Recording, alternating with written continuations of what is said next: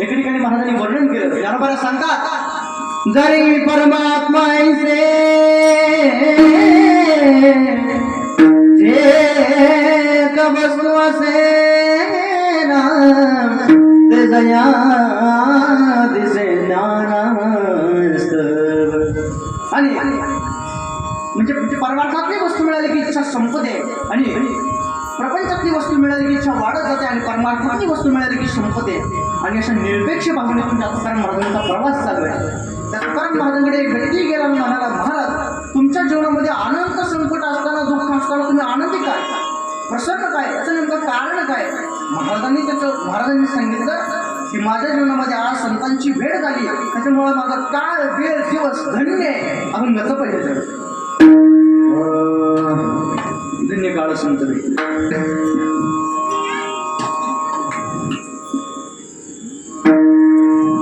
धन्य काळ संत भेटे धन्य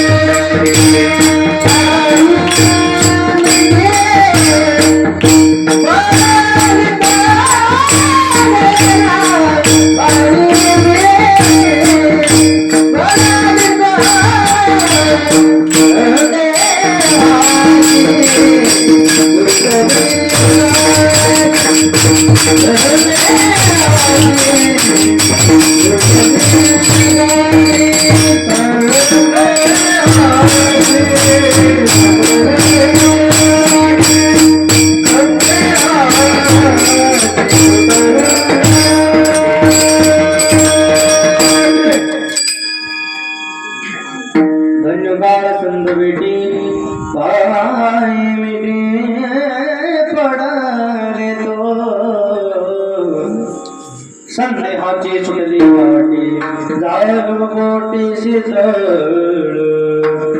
महाराज म्हणतात, धन्य काळ संत भेटी पाही मिठी पडली होतो, संदेहाची सुटली गाठी झालो कोटी शीतळ.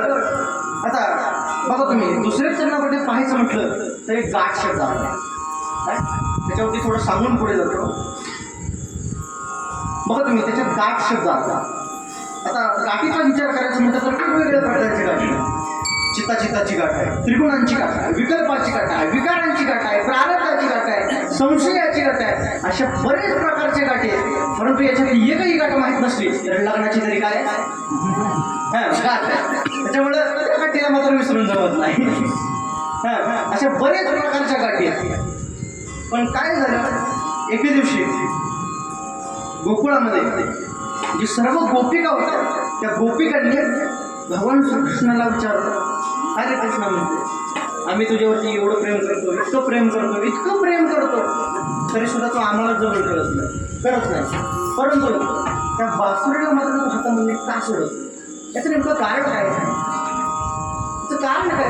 कारण गोपिका भगवंतावरती किती प्रेम करायचे एका एका एका वाक्यात सांगून पुढे जातं. महाराजांनी सांगितलं,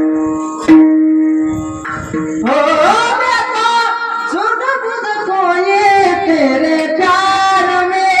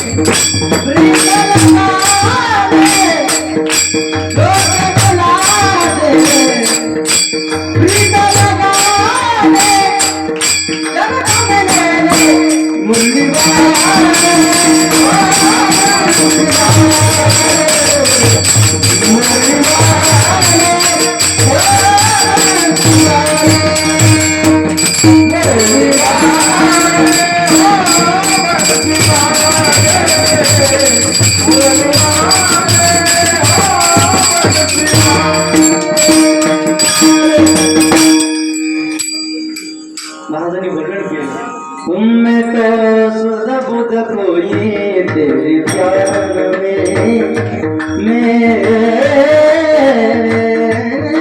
तो सुध बुध कोई तेरे प्यार में, सब कुछ भूल गई तेरे संसार में, जोत जला दे प्रेत लगा दे चरणों में मुरली वाले मुरली वाले इतकं प्रेम करायचं मला कृष्णावरती गोपिका गोपिकांना विचारलं, आम्ही एवढं प्रेम तुझ्यावरती करतो तरी सुद्धा तू आमच्याकडे एवढं प्रेम करत नाही, त्या बासुरीला मात्र हातामध्ये सोडत नाही, त्याचं कारण काय? आता बासुरी जर बघितली तर आपल्या सर्वांना माहिती आहे बासुरी कशाची असते, वेळेची असते, बरोबर, वेळेची असते. आता वेळेला जर पाहायचं म्हटलं तर तिथून तिथून फुटाफुटावर किती गाठ येते, फुटाफुटावर गाठ आहे मला, पण बासुरीला जर बघितलं तर इथून तिथून एक तरी गाठ आहे, एक तरी गाठ आहे. आमचे गुरुजी सांगत असतात गुरुजी सांगत असतात की बासुरी भगवंताला का आवडते, की त्याच्यामध्ये एक गाठ नाही, त्याचे 3 कारणं सांगायची. सांगत जातो विठ्ठला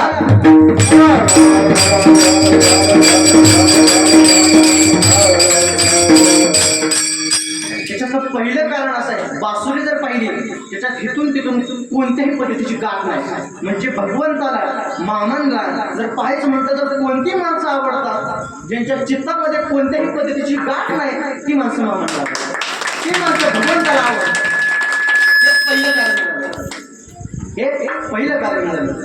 दुसरं कारण असं आहे, आपण जर बासुरी पाहिलं तर भगवंतानं कारण सांगितलं, ज्या वेळेस मी बासुरी वाजते तर ती कशी वाजते, गोड वाजते, कोणताही स्वर निघू द्या कसा वाजतो, गोड वाजतो. हे दुसरं कारण आहे, म्हणजे ज्या वेळेस मी बासुरी बोलते विकू कमी करतो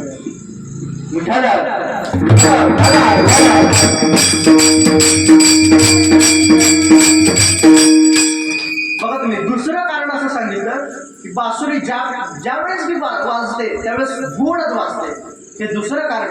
आणि तिसरं कारण सांगितलं की ज्या वेळेस मी वाजते मी बोलल्याशिवाय ती बासुरी वाजत नाही, हे तिसरं कारण सांगितलं. म्हणजे महाराज सांगतात भगवंताला कोणती माणसं आवडतात, मामांना कोणती माणसं आवडतात ज्यांच्या चित्तामध्ये गाठ नाही, ज्यांचं चित्त निर्मळ आहे ती माणसं ती माणसं ती व्यक्ती भगवंताला आवडते. आणि सर्वांगी निर्मळ चित्त जैसे गंगा चित्त जैसे गंगा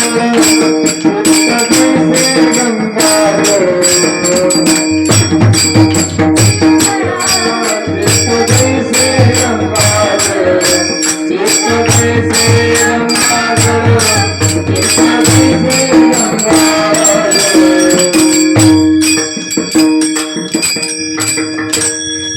सर्वांगी निर्मळ चित्ता जैसे गंगाजळ, म्हणजे ज्यांचं चित्त निर्मळ आहे. अहो महाराज सांगतो ज्यांचं चित्त निर्मळ आहे ना त्यांच्यापाशी स्वतः भगवान परमात्मा त्यांची चित्तामध्ये येऊन राहतो. महाराजांनी वर्णन केलं,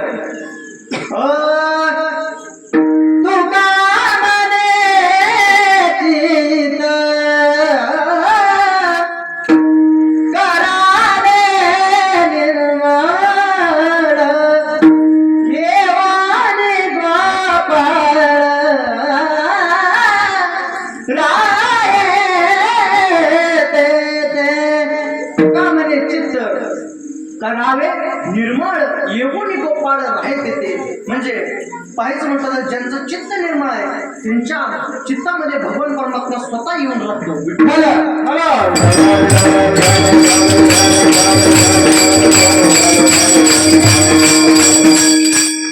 महाराज म्हणतात धन्यकार संत बेटी पायी मिली पडले तो संध्याची सुटली गाठी झालं मोठी शीतळ भवन दे झाला तारा त्यातरा प्रसादे संदेहाची सुटली गाठी झालं मोठी शीतळ विठोबा